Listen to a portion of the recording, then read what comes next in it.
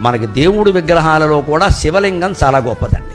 నేనేదో పక్షపాతంతో అనడం లేదు, శాస్త్రీయమైన లాజిక్, తర్కం. శివలింగం గొప్పది. ఇతర దేవతా విగ్రహాలన్నిటికంటే శివలింగం గొప్పది. ఎందుకంటే శివలింగానికి కళ్ళు, ముక్కు, చెవులు, కాళ్ళు లేవండి. గమనించండి. కృష్ణుడికి ఉన్నాయి, రాముడికి ఉన్నాయి, వెంకటేశ్వర స్వామికి ఉన్నాయి, అమ్మవారికి కూడా ఉన్నాయి. శ్రీమాత, శ్రీ మహారాజ్ఞ. అబ్బో, ఆవిడ మామూలుగా కూర్చోదు, కాలిమి కాలేసుకుని కూర్చోవలసింది.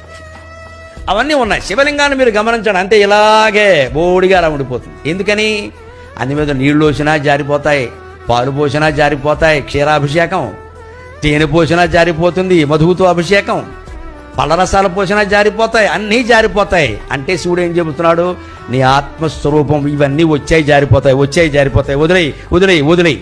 మాట వచ్చింది పోతుంది, చూపు వచ్చింది పోతుంది, వినికిడి వచ్చింది పోతుంది, స్పృహ వచ్చింది పోతుంది, అన్నీ పోతాయి. లింగం రూపంలో, శివుడు రూపంలో నువ్వు ఒక్కడవే మిగులుతావు. అదే చిదానంద రూప శివోహం శివోహం.